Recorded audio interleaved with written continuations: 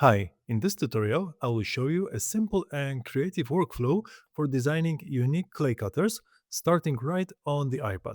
We'll begin in Affinity Designer 2, where I will sketch organic Matisse-inspired shapes using the Apple Pencil. Then, without leaving the iPad, we'll take those shapes into Shapr3D and quickly transform them into fully functional clay cutters ready for 3D printing.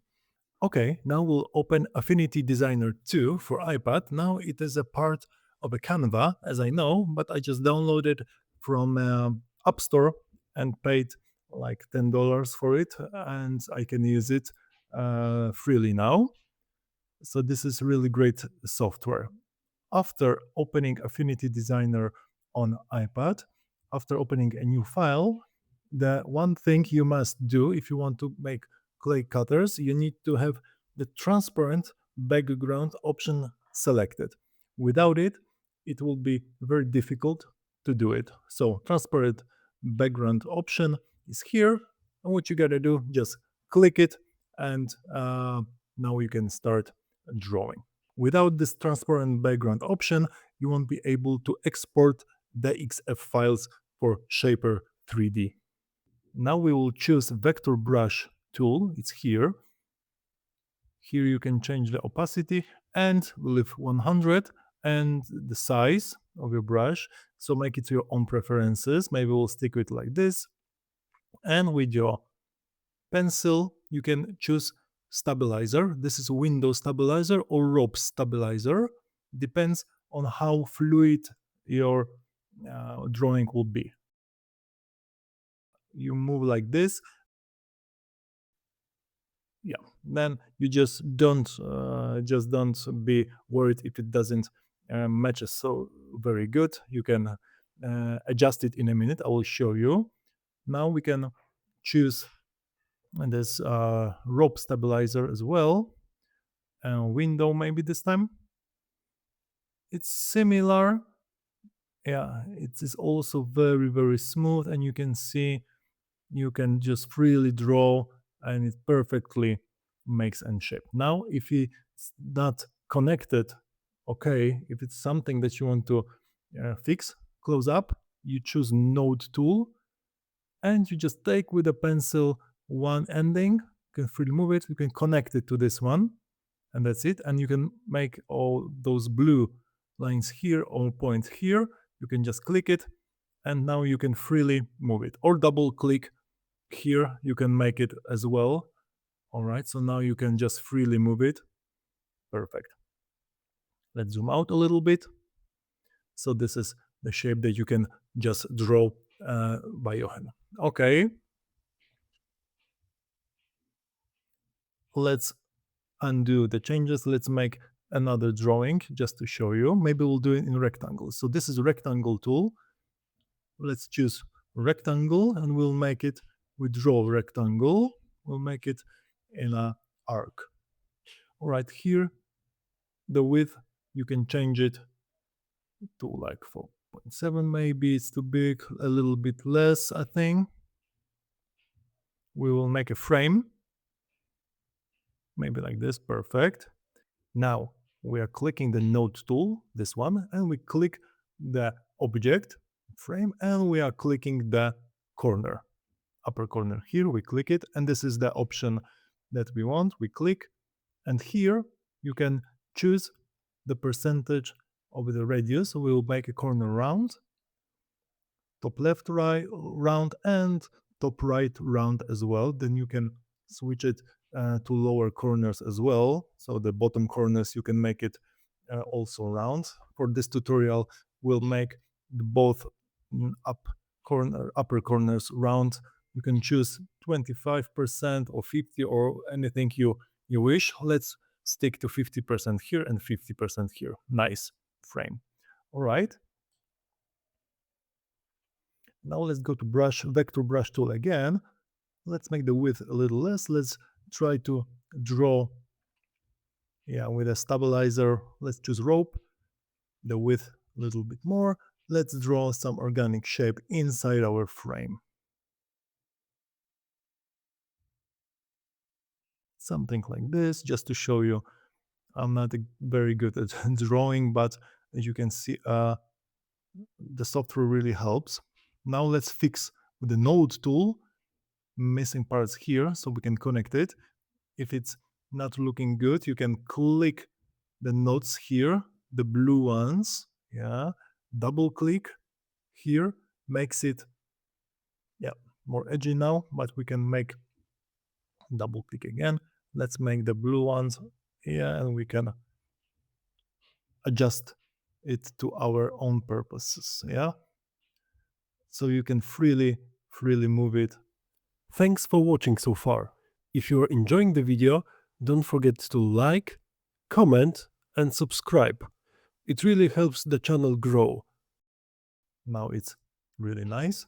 This one is not connected, node tool, and again let's click it and you can connect double.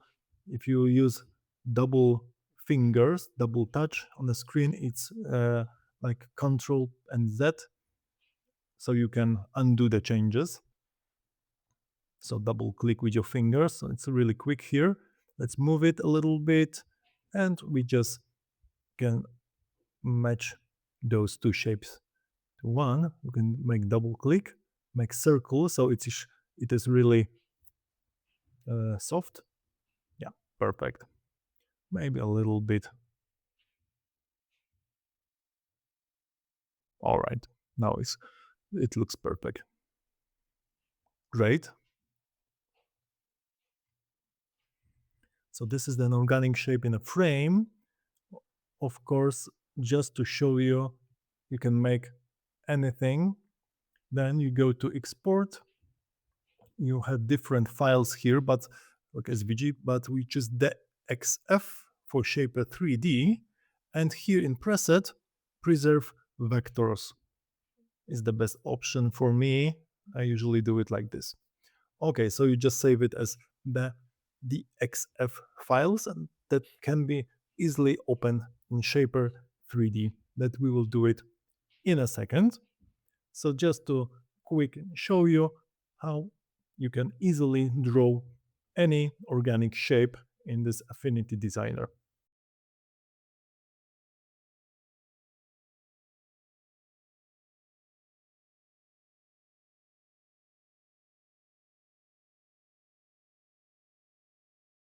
Okay, so now we open Shapr3D on iPad just to show you my workflow.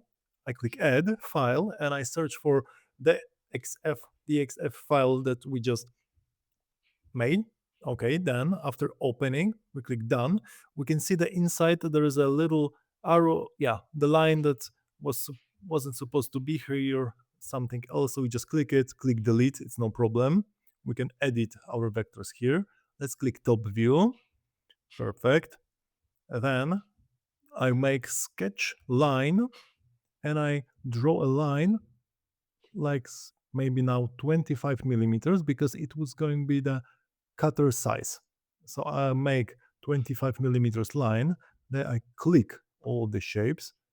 I click scale, scale it down a little bit. Use this blue rectangle here. Let's scale it down. I click move and just next to the 25 millimeters line, just to see if it fits, if it's okay. If it's not, scale a little bit more. We can move it. Yeah, I think more or less just to show you it's good. So we can delete the line. Perfect. Now we click the border, more, offset edge, and make a offset of 0.4 for the blade.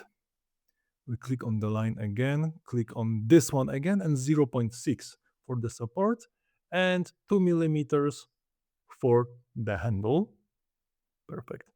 Then we just make maybe this kind of view. We click on this part here, 2 millimeters extrusion for handling. Then let's go here, 10 millimeters extrusion for the support of the blade, and our blade, let's make it 14 millimeters up. Perfect. And the shapes, the inside, will make maybe these ones as a stamp effect. So we have just to click both of them and make in extrusion, maybe 12.5 millimeters up. And they will make nice stamp effect on the clay. Perfect. So this is the quickest way. We have some loose elements, so let's just go with items. We can see our sketches here. So we click sketch, we click on a sketch anywhere. All right.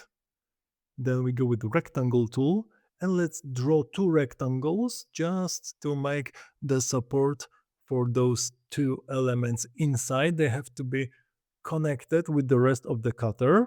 So we will make like one rectangle, maybe is here, and another, something like this.